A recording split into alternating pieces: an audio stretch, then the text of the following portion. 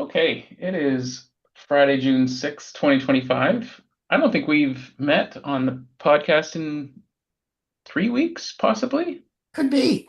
It's been a while. And we've had a little catch up, but lovely to see you as always. I even missed class this week, and I only got half of the webinar as well, so I've been slacking. Um, I missed um, much of your talk about the full moon that's coming, and we talked about starting with that today. Mhm. So, unless there's anything you want to share before that, let her rip, lady. Okay. Uh,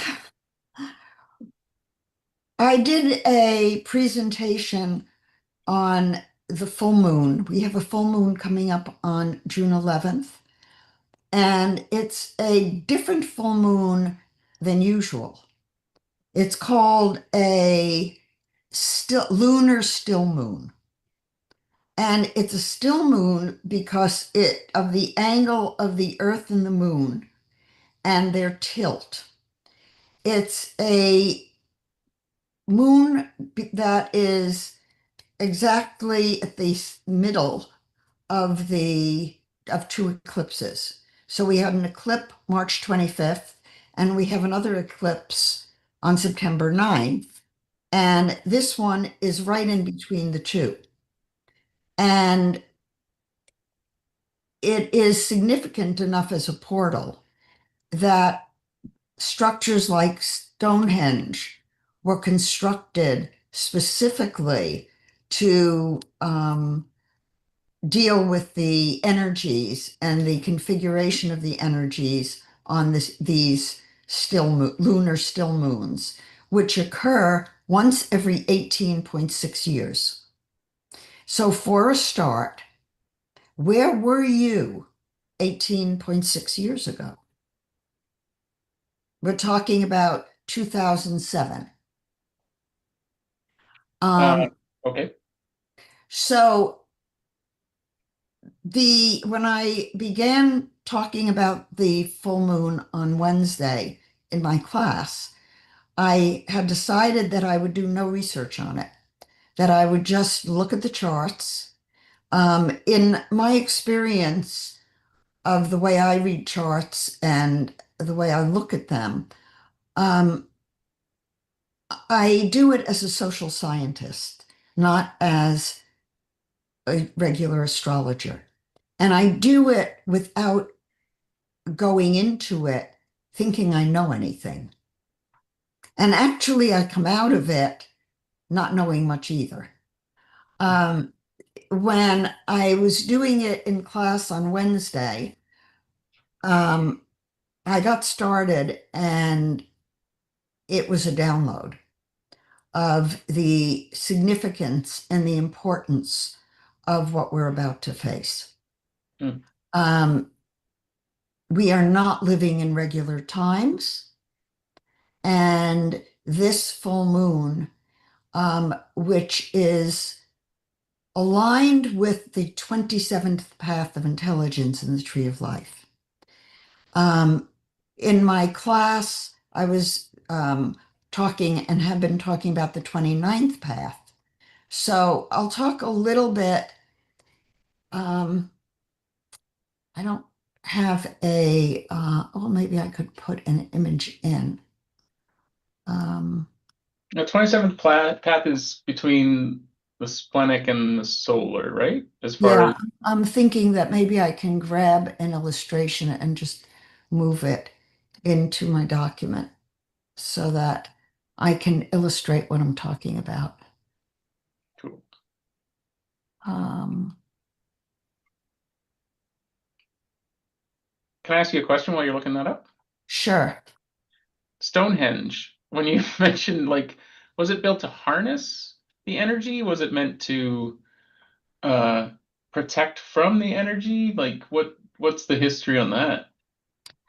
I don't know. Um, but what I would guess is that, oh, this is a, There's a bunch of things that I'm following lately, and it seems like there's all sorts of new crop circles and like it's just activity in that kind of realm. Yes, It's there are. increasing And every. this moon speaks to all of that. Hmm, So, okay. Um, I will share my screen.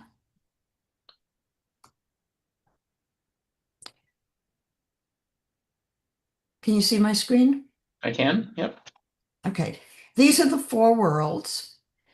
And what I want you to know about the four worlds is by looking at these different matrices, the mental waking world, the spiritual archetypal world, the emotional angelic world, and the physical biological world. Those four worlds are worlds we live in. Now, I'll show you in the Tree of Life, the vector diagram I have of it, that the worlds relate in very specific ways. The Tree of Life um, is a graphic, very ancient, but dates back to Babylonian times and was brought to um, Israel by Moses. And when he taught about it, he left the vowels out of his teaching Mhm. because he wanted to water it down for the general public. And the vowels were in the mystical Judaism. So it is preserved. We now have them. We now know what it actually teaches. And when I was studying as a Jungian analyst, I was really fascinated that Jung believed that the tree of life, the Kabbalistic tree of life, was the model of self-actualization. And I believe that to be true, having studied the tree of life for more than 30 years at this point. Um, and studying the four world diagrams, I want you to pay attention to the mental waking world and the physical biological world are the only worlds that have the solar plexus. Mhm. This full moon is about balancing the solar plexus, which only exists in our waking mental physical world life, or unconsciously, and the spiritual world, which is about transforming through the creative intelligence of the emotional angelic world what we are emotional about and moving it to up the central column, essentially, to the crown and the ajna, where we have the capacity as humans to use creative intelligence and to be manifesting compassion and love. So, in the tree of life, and this is just a model of the tree. So, it does not have the images of solar plexus, sacral, solar plexus. What am I talking about? Solar plexus, sacral center, um, splenic center, root, Mhm. self. And then um, when we get to the upper centers, there is not a one-on-one to the body graph. But Mhm. in the lower centers, there are. Notice that we have here the cross. We also have the cross with a line between the horizontal line is if you're doing the cross and saying God's will, then the splendor or splenic center to the solar plexus would be God's way. God's way is compassion and love, the upper centers. Mhm. If in your process of self actualization or individuation or consciousness, waking up to who you really are. If you don't clear emotional reactivity and bring it to the highest centers by using your intuition, your inner alignment, your spiritual compassion, your intuition at a higher level of attainment, you do not ever pass through the uh, paths of return, which Mhm. go from the splenic center to the self center, the sacral center to the self center, and the solar plexus to the self center. Now, right in the middle, where this cross fulcrum is a when you're going across in the tree of life, the card that you're using is the Tower card. You're breaking down your old belief systems and bringing in new awareness. The card that goes from the sacral center to the self center is the Temperance card, the card with a four worlds balance, and where you recognize that spirituality, compassion, and love um, are ways that transform emotions and allow you to live in harmony with the deep self. Mhm. So that said, I ran Noble Energy Maps for the June 11th uh, full moon, and I was taken aback by it. Um, it is the chart of an emotional manifesting generator. I noticed immediately that the channel activating the sacral center is in the spiritual matrix. It's the 5342. Mhm. And the 53 in this chart is Mars in Cancer, and Chiron is the 42nd throughout all seven of the designs, well, six of the designs. We go from the 42, which is activating the sacral center, in Chiron, which is a healing planet. So we already know that this sacral energy that the Tree of Life says is the energy of the Holy Spirit is here to awaken us. And we look in the postnatal lunar chart. Notice that in the lunar chart, the spiritual chart that happened on June 3rd, this week, this chart is now active. It is the precursor spiritually to what will unfold. And we see that we have the 15-5. The 15-5 is the only channel in noble energy maps or in human design that is in all species. It is a transpersonal awareness channel. It is the timing and the embracing that we are one with all life. Mhm. And the Chiron in the 42 has lost its connection and grounding. So this is telling us where we are right now. Right now, in our mental waking life, we have lost our grounding. Mhm. In a week after the full moon, so on the 18th of June, people will start waking up to spirituality. I don't know why. I don't know how.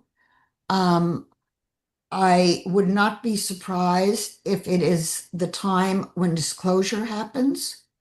Mhm. Uh, and I think all of us need to ask ourselves, How open are you to recognizing that there is life on other planets and there are extraterrestrials living among us? So I think that could be one thing that happens. I also think, and I'm navigating here with Cat. Mr. to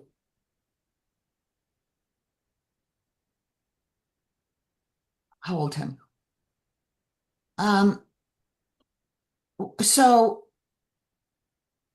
notice that in all charts except for the postnatal lunar chart, the one on the second frame to the right, you get the solar plexus activated to the sacral center. Now, June 11th is the full moon. The postnatal chart that I'm describing is a week after. So I don't know what's going to wake people up on June 11th or if it's what's already happening. But I can tell you that the channel 59.6 that gets activated on June 18th is a channel of emotional transformation. And in going back to the Tree of Life,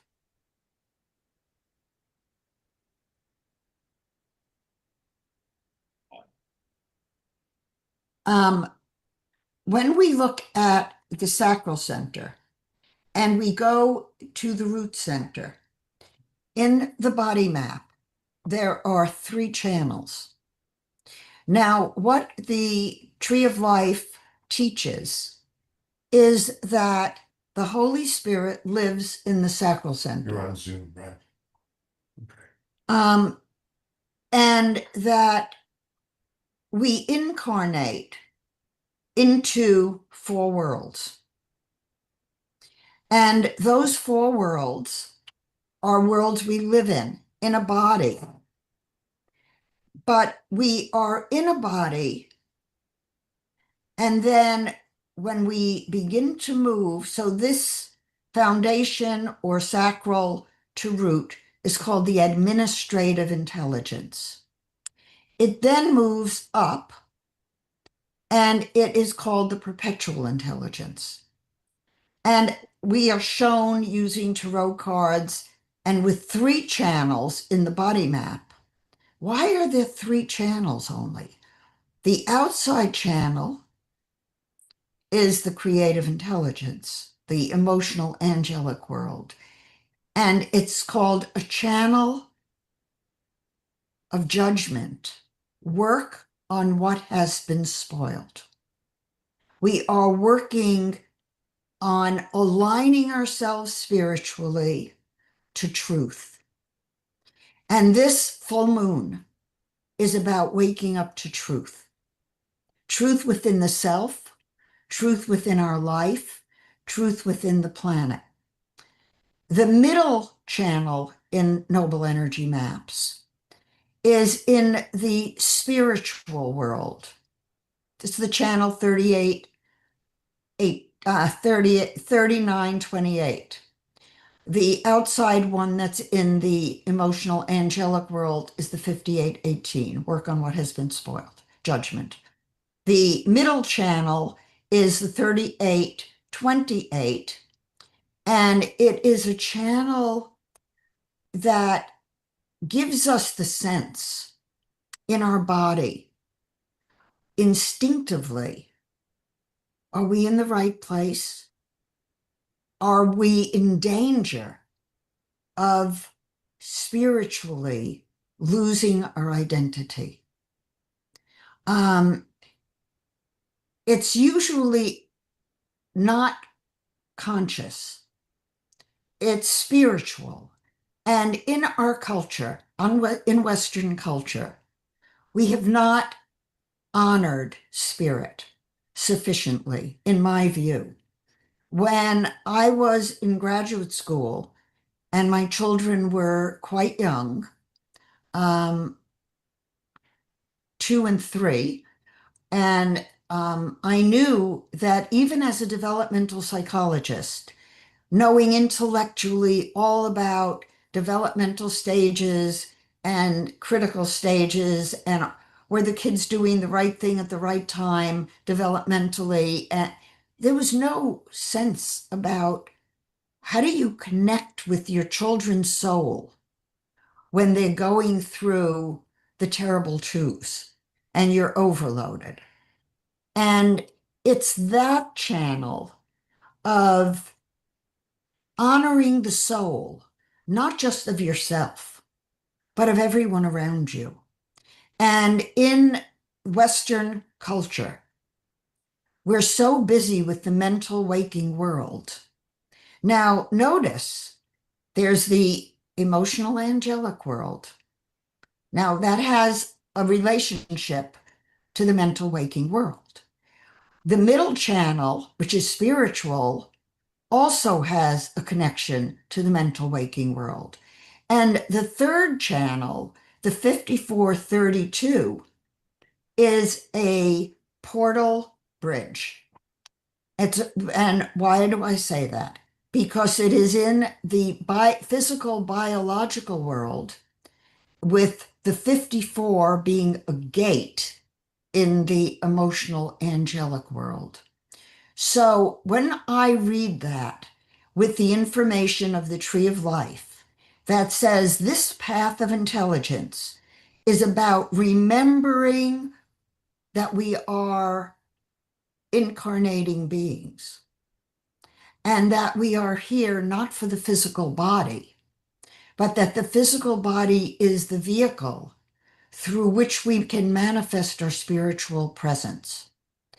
Which means that and I remember sitting at the Taj Mahal Hotel in Mumbai the night before I left India. And Marvin and I were spending the night at the hotel, and we were having dinner. And it was a balcony overlooking the lobby. And a woman came in with a newborn baby. And I started crying.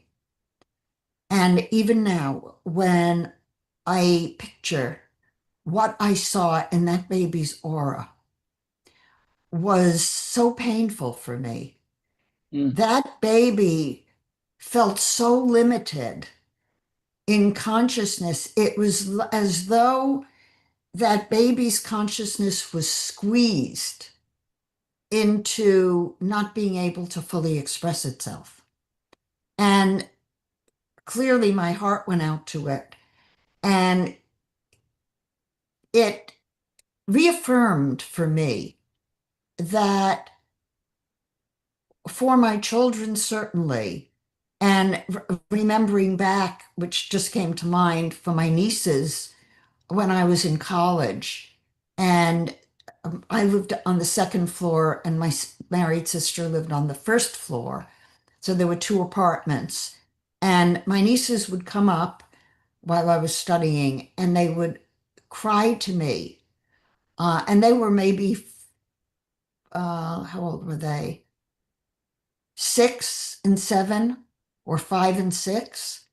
And I remember being their spiritual advocate. And they still talk about that I would fight their battle for them on the spiritual level. And in fact, at one point, when I was about 5, my oldest sister, two sisters, one who would have been about 16 and one who would have been about in her early 20s, decided to give me a haircut. And I absolutely hated it. And I swore that nobody would ever cut my hair without my permission. And so when my niece was about 9, um, my sister wanted her to cut her hair.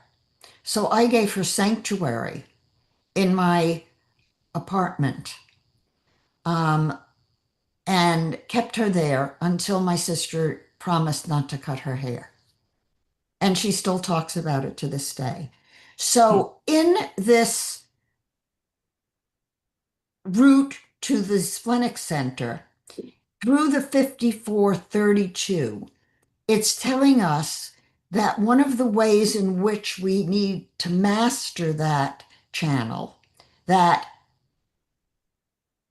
energy of perpetual intelligence, is to set goals in our manifesting life that we physically align with, can achieve, and that are aligned to our spiritual higher self.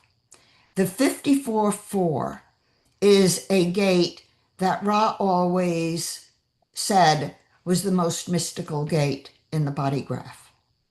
Hmm. And the 54 is in both the body and in the emotional angelic world, the world that takes emotion and transforms it.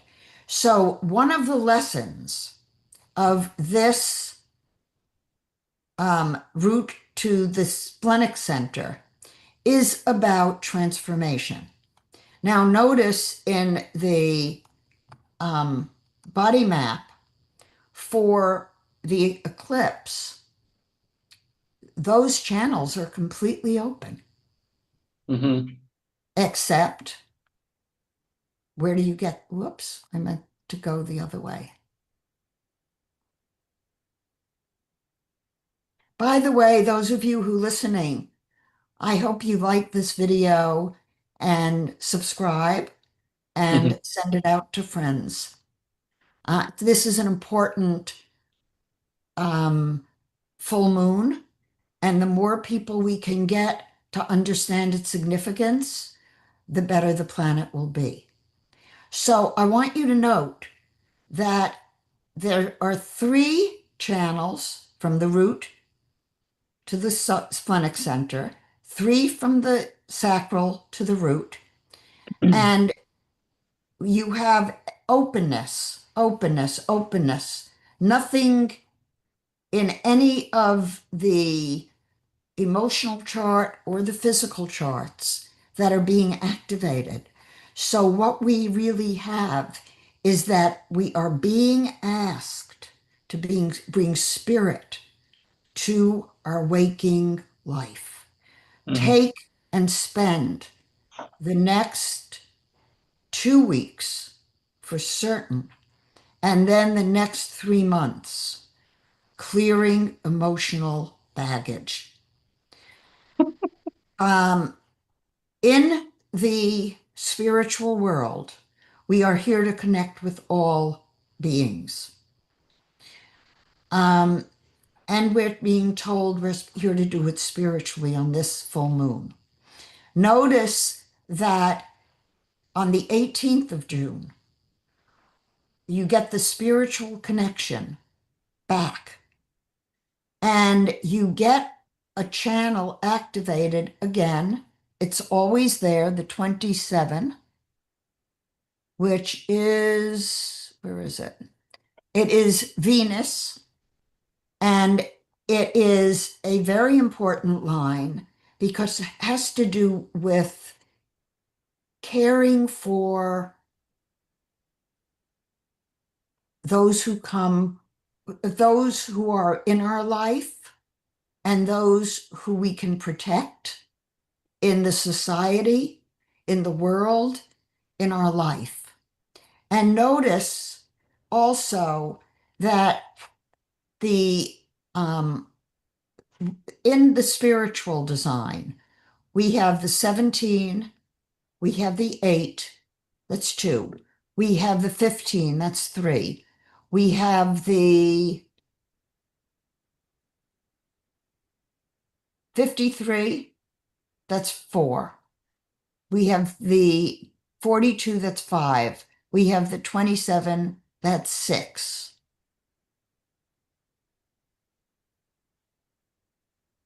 Do we get any others? Um, And when you're counting those, are you referring to yes, gates in the big, spiritual world? big, big, big, big, big.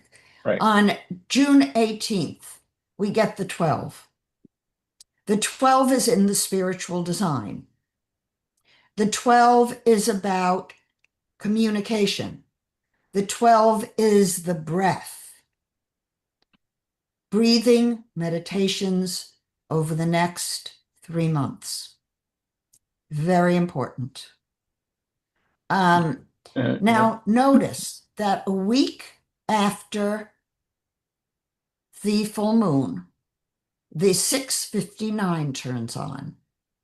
So the 6:59 in the Tree of Life is pointing from the solar plexus to the sacral center. It happens to be the channel of emotional reactivity and transformation. The channel, the 30th path of intelligence, just to complete the picture, is about collective intelligence. It's about bringing consciousness. And when we go on the other side, we are again bringing consciousness to the solar plexus. So the first path that you go up is the 29th path, which is the path of corporal intelligence, meaning you're in a body, you're going to be challenged. There are things in the mental, waking, physical world that are going to annoy you, irritate you, challenge you, and all with a mission.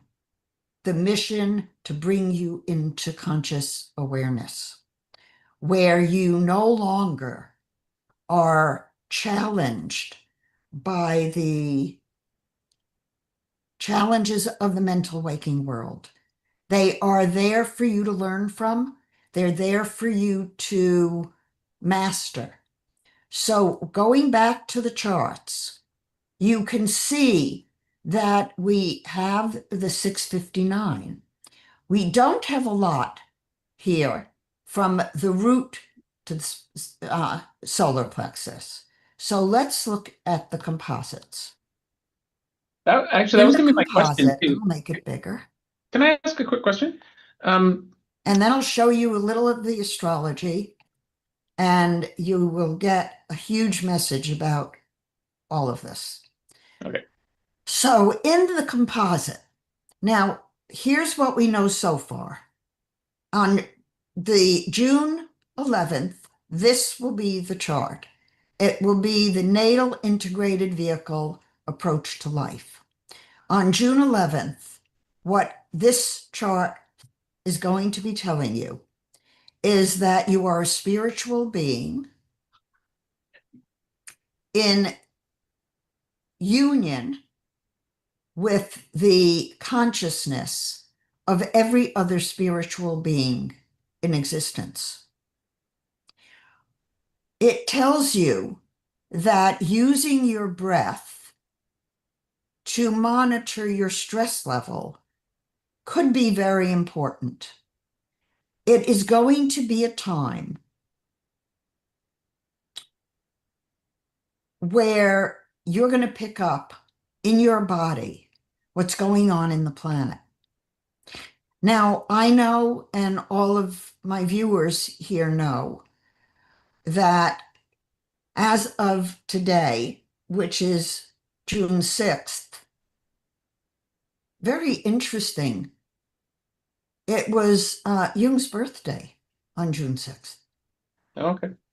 And it happened to be a day when the cat I had with Noble, Tippy, died. It was a very mystical experience for me and for my family and for many of my clients when that happened. And Tippy pulled some stuff that let us know that there is life after death. In any Sorry, case, can I when you interrupt look there? at this mental world integrated chart, you see the potential for emotional awareness. You see that the collective is seeking to work out emotional reactivity. Now, the 29th path of intelligence has three channels also. The solar plexus can get up to the throat. Those are not channels that will take you through the 27th path of intelligence, so you have the 29th that goes up from the root to the solar plexus. You have the 28th, the natural intelligence, that goes from the 6 to the 59. And then you have the intelligence, and the word is escaping me which one it is, goes from the solar plexus straight through the sacral center to the splenic center.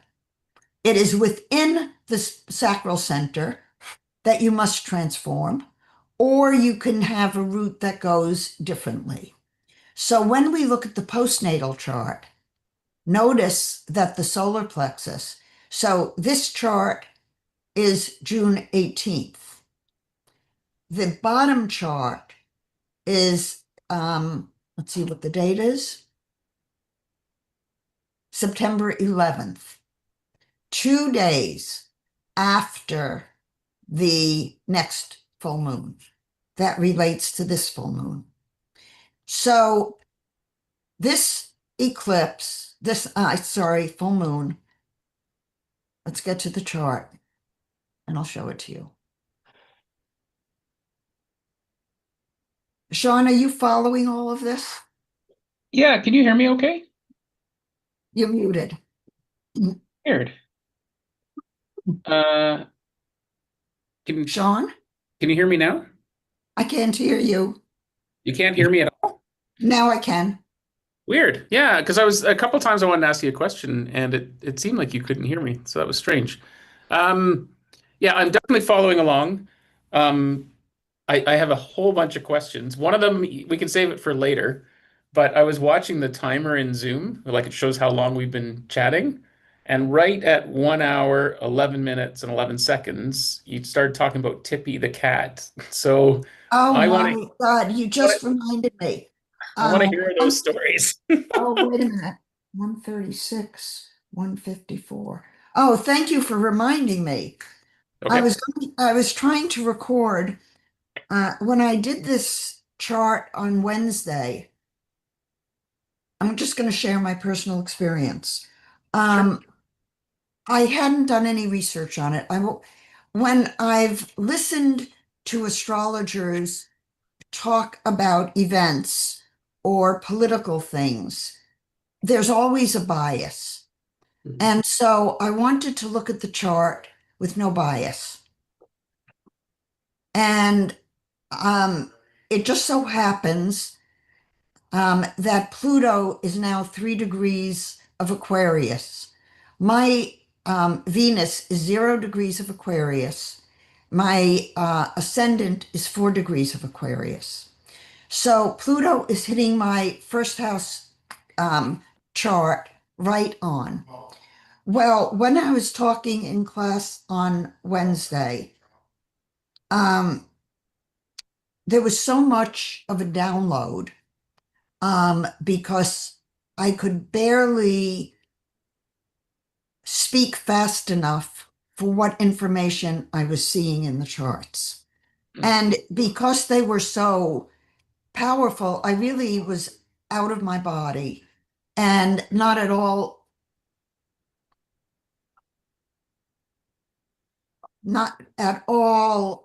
aware of the time.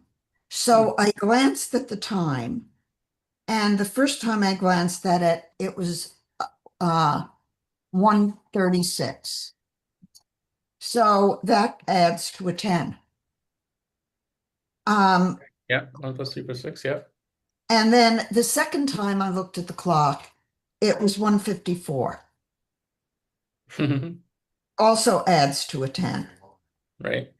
Both of those, at the time I didn't know, but I did know that at some point in the class, I said, I need to stop. There was so much energy sensation coming through me that it was akin to some of the energy experiences, Kundalini experiences I'd had. Um, and it was very clear to me that what I was speaking of, especially because I was then bringing in many more charts than I'm going to look at with you, because I began looking at charts of the students. Hmm. And this full moon is very profound. It is, the sun is in Gemini in the second house. The moon opposite it is in Sagittarius. Now, look at the center here. Pay attention to it. Notice how the sun and the moon, of course, are at opposition. Now, when in astrology, we can divide every 30 degrees into a 360 degree, and then take the degrees of each planet and break it down into 12 sections. So your 30 degrees is broken down, and then you get all the signs having 2.5 degrees. So when you do the dwads, and my program now does a version of dwads, and you look at the chart with the dwads, I looked at this and I went, oh my God. We have Pluto telling us that the undercurrent to what is going to affect all of us from the standpoint of how we feel about ourselves as humans, how we feel about our own resources, are going to be transformed. And it's not going to be completed for 4 months or so. To the eclipse.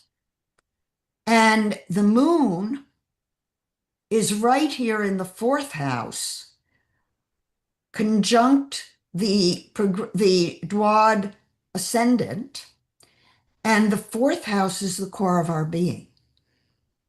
So this full moon is going to shake us at the core of who we are.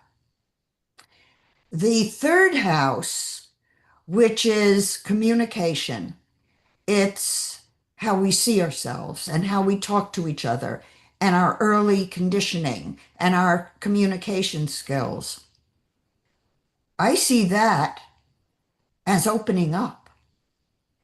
Now, I hope it is the opening up of the solar plexus communicating through the 27th path of intelligence to the splenic center, so that many of you who have been afraid of your psychic abilities, of your knowing more than you think you know, of aligning and having the courage to align to who you are and what you believe and what you can do in your life, all of that is coming into play.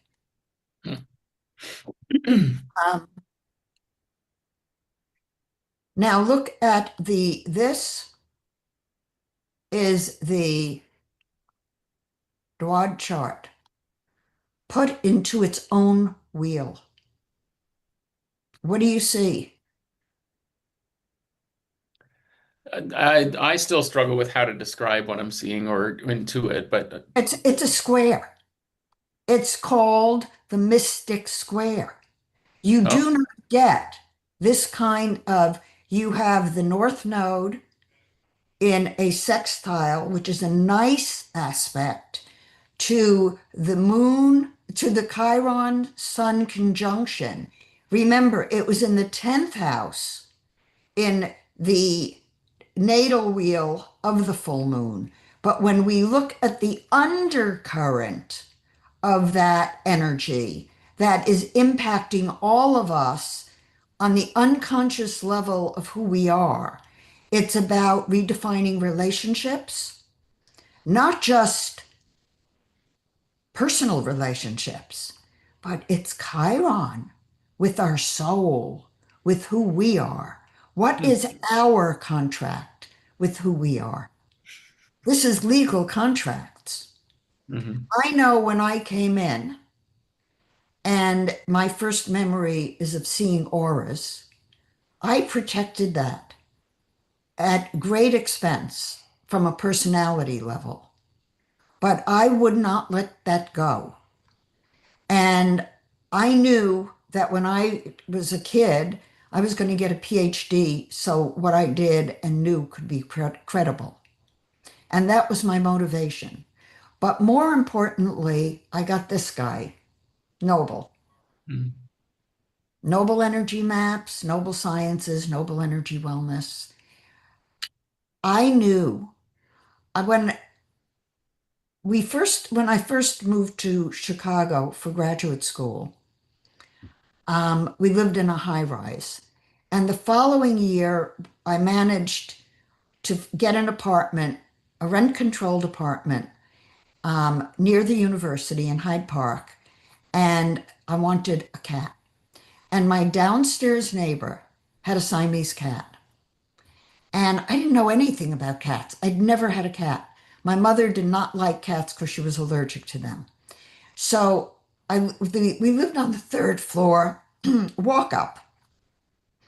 And I would walk down to get the mail, and I'd leave my door a little bit ajar. And my downstairs neighbor, whose name was Mrs. Jacobs, left her door ajar, and her Siamese cat would come out into the hall. So I got to know a Siamese cat, and I wanted a Siamese cat. So October of what was it, 1966, 67, I found Noble. And my then husband said to me, if you can finish your paper and have the afternoon off, we'll go look for a cat. You better believe I got that paper done. And we found Noble and took him home. And I've told the story of him and me bonding, that he kept jumping on the bed, and I was terrified that he would scratch me and hurt me. And he went to the foot of the bed and just stood there. And I said, okay. And I lay down, and he jumped with paws on either side of my face and looked me right in the eye. And I said to him, I got it. And he came under the covers, and he slept with me every single night under the covers. And at one point, he would get up and play at 5 a.m. We put him out of the bedroom, and he started limping. The vet said there was nothing wrong. We let him back in the bedroom, the limp went away. Mm-hmm. And he would attack people if they were not nice to me. So Noble gave me courage to live from my soul. And I just actually submitted a book to my publisher called Living from Soul, with all kinds of exercises to get in touch with how to do that.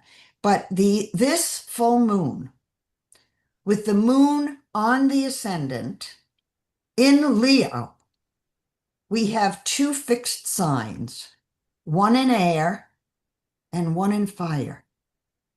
And notice their positioning.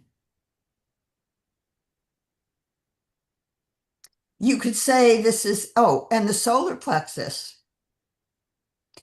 Every lower trigram in the solar plexus is Aquarius. How spooky is that?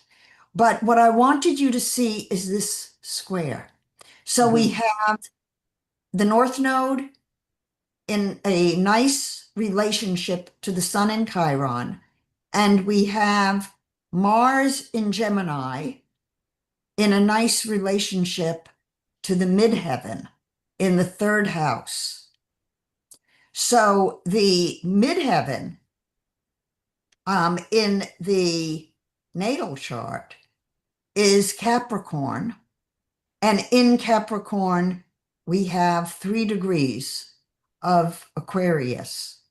So this is an extremely, extremely powerful astrological chart.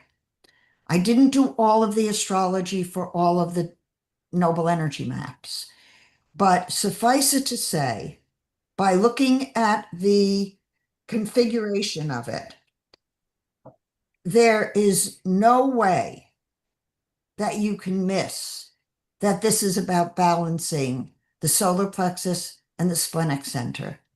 And you never are going to get personal stuff in this move toward consciousness. It is not about you. Mhm. It is about truth. Mhm. And truth may not be what you want to hear. I will stop sharing. Truth may not be what the planet wants to hear. Mm. From what I can tell, um, this is a portal. It is an expected portal.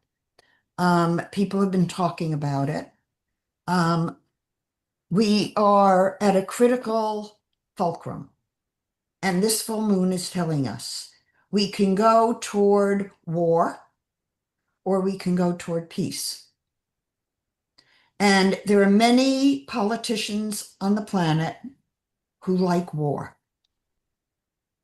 and who make a lot of money when there's war and when there's war development. Uh, in the past, and I do remember a time, it was 1982, and we were doing groups every 6 weeks for about 30 to 50 people. And Marvin and I both felt danger, real danger. And we considered putting our house up for sale. Um, and we started looking at other houses. We didn't know what was going to happen, but it felt, and it just strikes me what did happen. It was the beginning of the AIDS epidemic. 82. Yeah. Um, and we felt a cosmic danger. We didn't identify it with something emotional or political going on. We can look back retrospectively with a lot more consciousness about truth.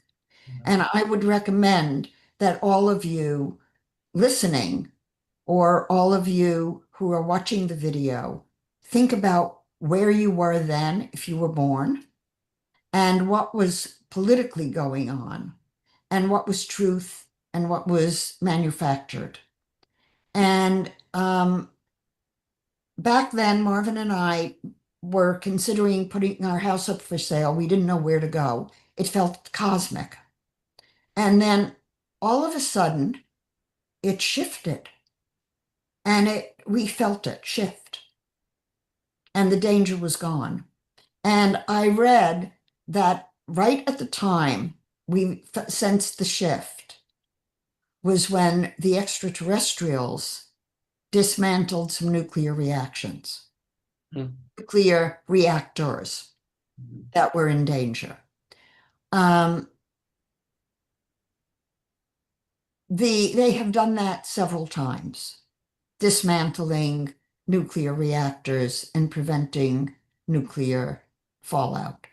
So we are at a point where it is possible with the crop circles that have been appearing of the last few weeks, with the chart that I'm looking at, I believe we are going to have something of great significance happen um, from the standpoint of the evolution of consciousness.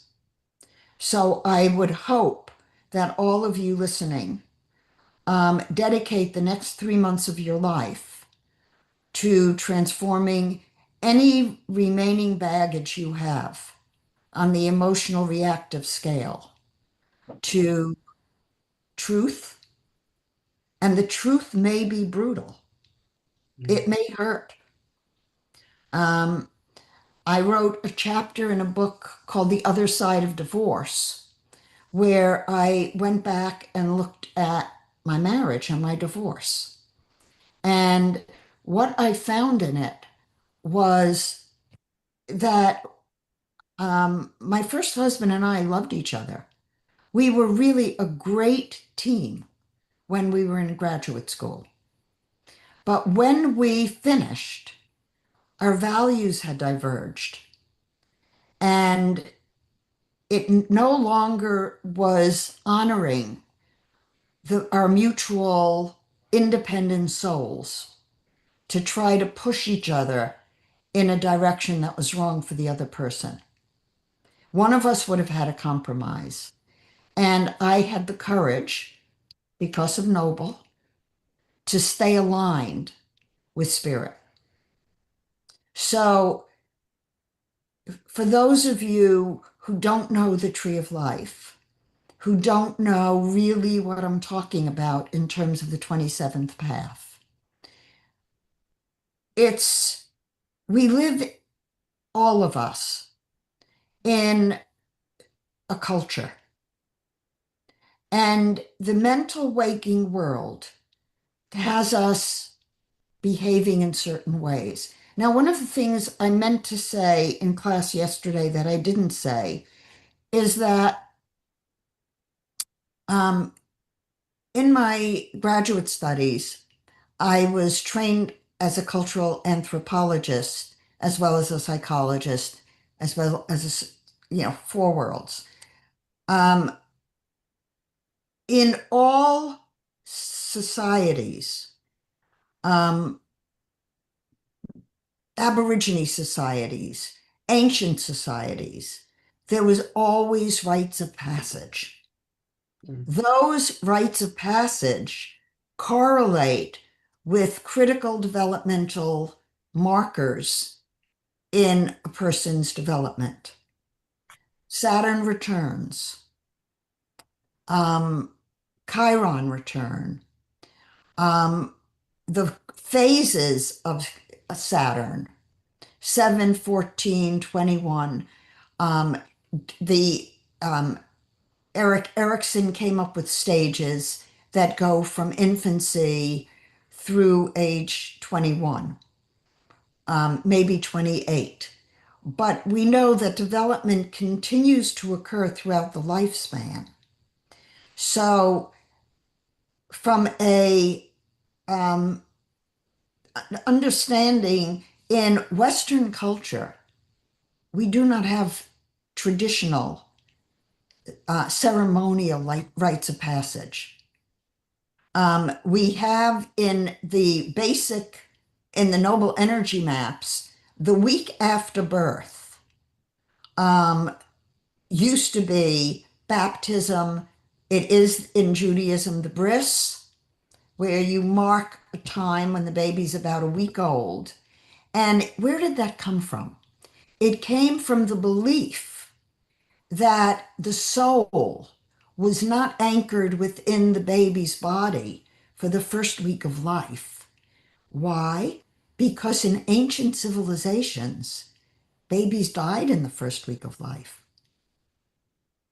They were, now we have NICUs that keep babies alive. Oh, I know the baby that was recently born that needed to be fed through a feeding tube in the first couple of days and needed care in order to survive. In ancient times, that baby would have died and there would not have been a seventh or eighth day. So the times delineated in noble energy maps, from my experiences as an astrologer, they calculate precisely to developmental times in physical development, psychological development, and cultural development. So at 3 months of age, a baby reaches for an object. Now, these markers continue throughout life, but we don't mark them. So at about age 7, a child begins to know right from wrong. So if we are training the solar plexus and the splenic center to be conscious, you do not engage with emotional reactivity in your children. You would transform that emotional reactivity in your children to compassion and love, first for themselves. Then, if they can transform it within themselves, they can spiritually think differently. That's developing creative intelligence. So, this full moon is challenging all of us brought up in a Western culture who did not go through rites of passage, who didn't learn. You know, think about a 13-year-old boy or girl. The boy, his voice changes, it's a marker. The girl has her period, or develops breasts. When a girl has her period in certain cultures, she was sent away from the tribe, and she had to spend days by herself growing spiritually. And the cycle with the moon was marked every month as a spiritual alignment. In Judaism, every month a woman would go through a cleansing ritual and then come back to union. So for men, the ritual was to go kill an animal or something, to prove masculinity. So we have within the framework of our genetic DNA the ability to go through challenges emotionally through, if we go back to the tree of life, it's from the root to the solar plexus, life challenges. You know, 2 weeks ago, from Wednesday until Monday, I had no internet service, no phone service that was reliable. It was so nice and quiet that I used it productively. Now, other people would have been yelling and screaming and pacing. I said, okay, God, what do you want me to learn from this experience? So we are challenged. And right now, the way I see it, looking at the chart, looking at the tree of life, looking at the astrology, looking at what people are saying, psychics, mediums, even the medical medium, people you would not expect, saying this is a really important, critical time. And some people are saying, if you make it through this time, you will ascend. Now, that's what the Tree of Life says. If you do not master the 27th path of intelligence, the path where emotional reactions get transformed into spirituality, compassion, and love, if you do not make it through that first cross of Christ, you do not enter the paths of return, which are more difficult. You then not only have to know truth from falsehood in the external world, but then you need to discern it internally. Where are you telling yourself lies about yourself? One lie is that you aren't capable of manifesting your fullest potential. So the human design community and what Ross said is very much like the dumbing down that was done by Moses. Mm-hmm. Oh, let's dumb the body graph down, take all of the worlds out of it, and dumb it down to a fourth grade level, and give people a formula that's going to tell them who they're not. Mm-hmm. And Ra was saying, it's the not self. So what was he really saying? He was saying, if you're a projector and labeling yourself, you're labeling yourself according to what you're not. Because you are in a 64 gate matrix. You would not be alive if every gate and every channel and every possible gate and channel were not also activated in you. You have everything you need to be whole. Mm-hmm. The challenge is how. The noble energy map is a roadmap. It shows each world and where you can work and where you can be clear and where you have not something present that would be absent, but you have an exclamation point in that channel or gate. You just are sensitive to it. Mm-hmm. It's not absent if you don't have it colored in. It's just not as strong. Um, Last words before we have a conversation. Mm-hmm. Uh,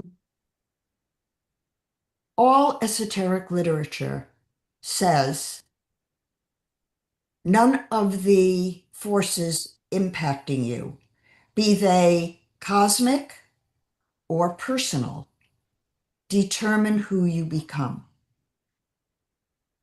You have choice. Now, Ra told you you had no choice. That is bullshit, fucked up. Yep, I agree. Um, we were incarnated with choice. And the noble energy maps show you a roadmap of an easy way to manifest your choices. But it also shows you that you have everything you need to manifest in the world. Because at 3 months of age, when you exercised volition, choice, you had everything activated to reach your full potential. The chart coming up with this full moon is saying to you, do not believe the lies about yourself. Do not believe the lies about the world. Do not believe that ordinary people, regardless of where they live, hate each other or don't want the other person to live. Mm. There is no boundaries between our consciousness.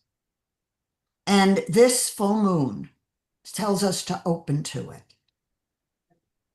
How we organize cultures, how we organize groups of people, we have lots of choice. Some of you listeners may not have a good relationship with your family of origin. Some of you may not have a good relationship with the church or with political affiliations or with schools or with a zillion other things. But it doesn't mean that you don't like each other as human beings. Mm-hmm. So don't let the mental waking world contaminate creative intelligence. There is only one portal going from our physical body and existence to our mind and our ajna, our consciousness. Or let me say it differently, our awareness of consciousness. Big difference. So if you recognize that when you go to sleep, the consciousness of the planet is one. We're all one. It's one consciousness, one mind. We fragment out to differentiate. But you have the capacity to think in the creative intelligence of the spiritual world. That's your mission being here. And Ron knew it. He didn't know how to explain it to you. But it's a world in and of itself. When you merge your spirit with that world and have the courage to live it, I guarantee your life will change. Mm-hmm. And the planet will change. And we can only do it one person at a time. If you like this video and like what I'm saying and want to be part of doing this, subscribe and like. I just flashed a little image up there because I can do that on the stream. Okay, so now let's open it up. Like I can ask you some questions? Sure. Awesome. I have a ton. And they're all over the place. So, but I'll start with the one that came to mind at the end. It's really interesting. Like when you get in a groove and you're speaking, you're, I presume, I don't know if you're channeling, but I watch your eyes. And it's almost like you're reading from something in the top right-hand corner. And I've been to your office, so I know there's nothing there. You know what I mean? But it's almost like you're reading like a transcript. I've No, never. I'm not reading. I'm waiting and listening. So you're hearing the dialogue and it's just coming. It's not words. Hmm, I'm waiting to know what to say. interesting. Yeah, because it's at times it's almost like you're looking at a teleprompter. And I know that we're live and it's completely in the I moment. think I'm waiting for the story Hmm, because I'm looking up to where the connection for me happens in my crown and ajna. hmm, interesting. I want to ask about Tippy, but I also What no, do you actually, want? I want to hear your stories about Tippy because you had said something to the effect of something with this cat, um, just confirmed for you connection to spirit, and then and then just thinking about your like how what you've been talking about um, the collective consciousness starting to come online spiritually. You didn't quite use those words, but that's what I kind of got from that. Um, And I'm having all kinds of experiences lately. And what I've found is I've become completely comfortable with talking about any experience I have with almost anyone I meet now. And mhm. I'm no longer even, I don't worry about how they're going to perceive me. Like it doesn't matter for some reason anymore. And what that seems to do with almost the bulk of the people I'm talking to is they're all of a sudden like, oh, we can talk about this. I had this experience, right? Like it was just like you could hear it, like it was like a gasp. Yeah. And I'm having that kind of conversation all the time now. Like Good. it's regular. And so it's fascinating. The other thought I had is much of what you talked about today in these themes have been playing out for me for a couple of weeks or months now. Mhm. So like it absolutely Oh, resonates. starting March 25th. Yeah.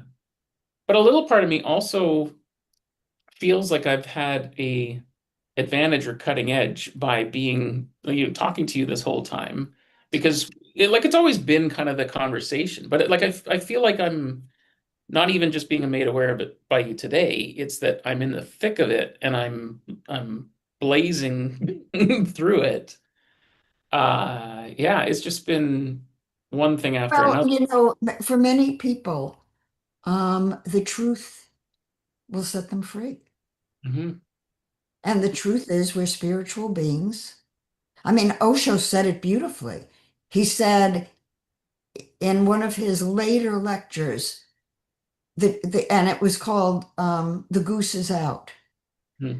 And he said, The goose is out. You're all Buddhas pretending not to be. Yeah, I remember it was that I listened to The Goose is Out, and basically the premise was this goose thought it was in a cage, but realized the cage door was always open or something to that effect, There right? was a book I read to my kids when they were little, and there was a monkey in the cage, but the bars of the cage were wide enough that the monkey could have walked through. Mm. Um, okay, What was that? so where do you want me to go? I Well, have so about on the outside 15 minutes. Well, okay, I really have to stop by a quarter of three, my time. okay. Well, I'll keep an eye on the time, and you as well. Let me pepper you with questions. So, what now that you mentioned the goose, there was something that came from design, but I'm assuming it came from the I-Ching, just we had Ra's interpretation on it. And I can't remember what Gator channel it was, but the notion was you don't have to kick down the door when the key is in your pocket. And is that does that resonate with something you remember? Or is that's a raw thing? But whatever that is, that has uh I've found that I've been kicking down doors when like I had the key in my pocket, like all the time. And it's kind of like the goose thing, and I'm just trying to correlate that. I don't know if Think about it in terms of the worlds. Mhm. Um, we are, Rod talked about the not self. There is no such thing as a not self.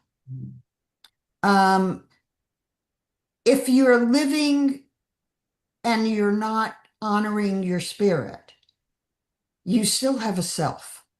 You still have an identity.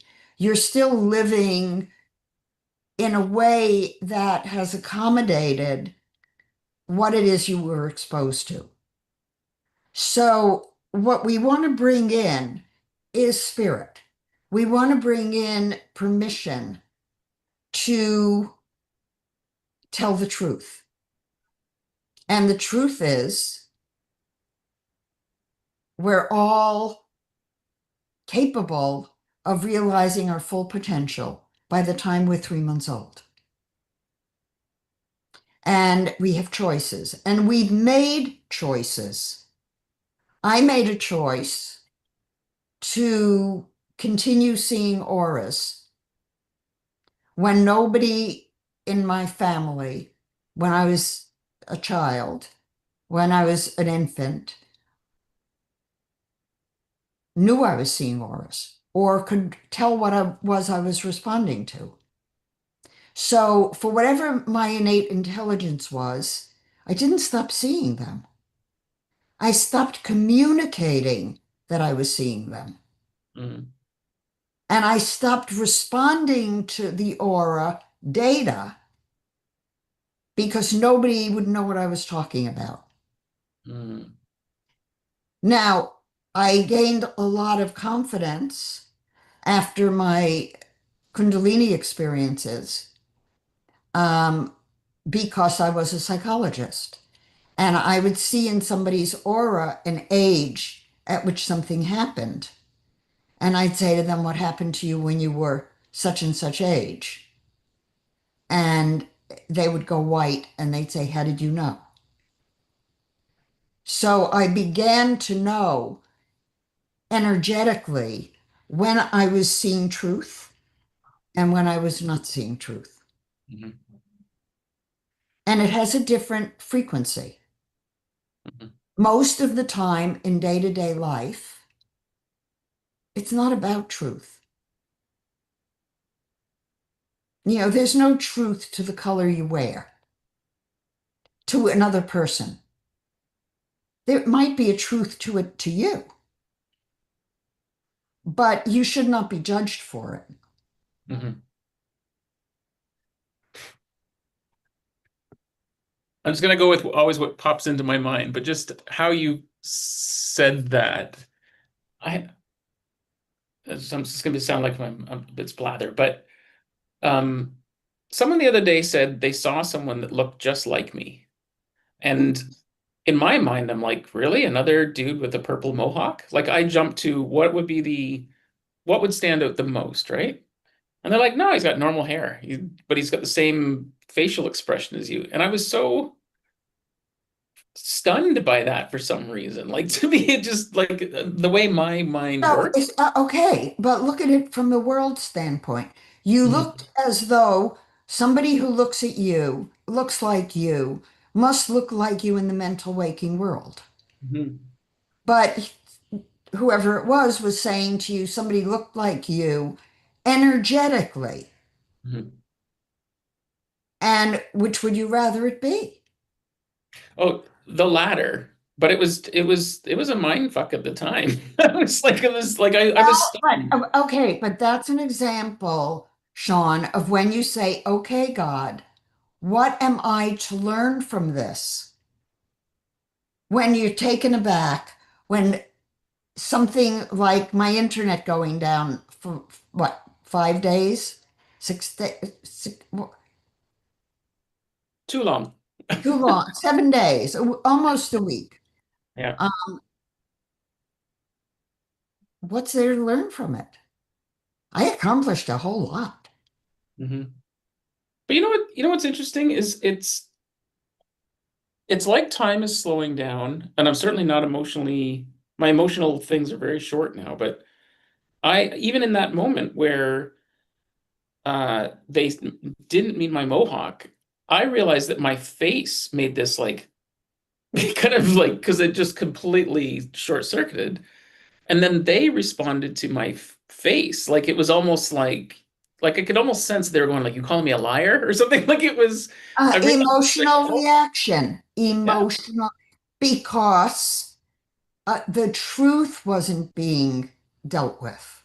Mhm, The truth was it was energetic, but none of you talked the energetic language. mhm. Hmm.